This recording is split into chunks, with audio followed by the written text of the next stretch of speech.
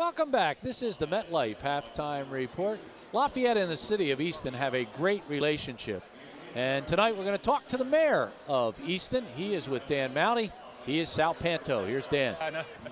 All right, thanks a lot, Gary. Yes, indeed, I'm here with His Honor, the mayor of Easton, Sal Panto. Sal, to be here, Dan. Thanks for joining us here at the Lafayette Sports Network. We were just trying to count how many years of city service you have, and you said it dates back till when? 1974. Fantastic. That's a long time. 8 years as mayor the first time around. You're in your second year this time around. Tell us a little, I know you're just coming from a city council meeting. Tell us about the progress of the city of Easton, and are you pleased with what you've seen in your first 2 years? Well, you know, today we announced crime is down again, another 34% in the city, 24% citywide, 34% in the West Ward.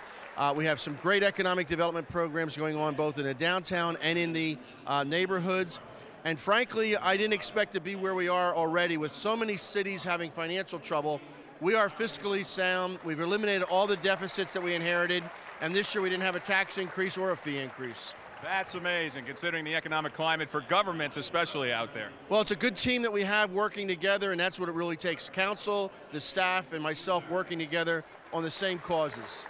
While we're talking here, they are honoring the finest of Easton for their public service here. Lafayette College certainly depends on the city services, and it seems like it's a great marriage between town and gown.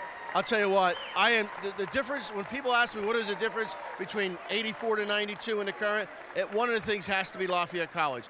Lafayette College with Dan Weiss, the staff, the faculty, the students. We have more students helping in our social organizations than we've ever had. And it's just a great relationship.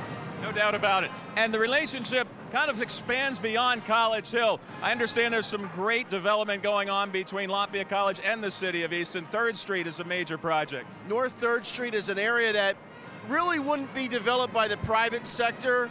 It has been lagging. The college has stepped in, bought all the buildings, and they are doing a tremendous job. Yes, it's their gateway, but they don't have to be there. They're there, and they're really making a difference. And another project, the Silk Mill, seems to be right up front and center. Well, that's a challenge. But we've been doing well. We've gotten almost $1.5 million worth of grants the last year. We've doing the asbestos removal, the lead removal, and soil remediation. And I hope within the next 2 years, we're going to have major developers come there and do that project. You know, Lafayette really benefits from being here in Easton, Pennsylvania. Proximity to Philadelphia and New York notwithstanding, this is a great place for students to find internships and externships, and even between the fall and spring semesters, a lot of students will stay on campus and do work for the city and find internships in town. We have, as a matter of fact, I will have an intern myself this summer in my office. Last year we had 6 students working on a major project in downtown Easton, and we gave them offices in City Hall. And it was just great to see them get involved in the city. Good experience for them, but even good experience for our employees.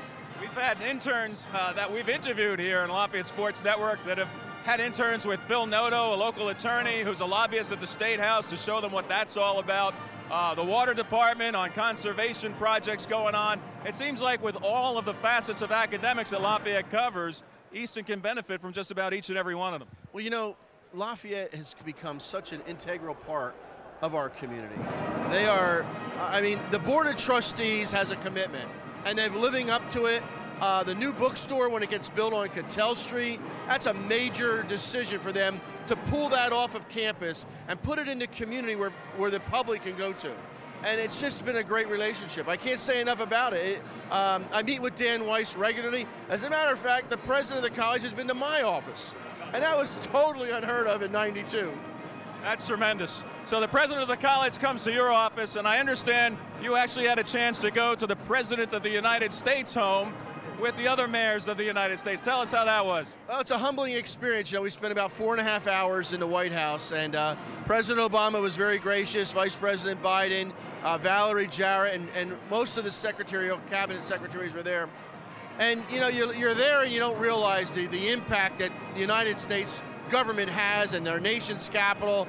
And then you come back home and you're just Sal again, you know. But for the moment, it was really great. What an experience.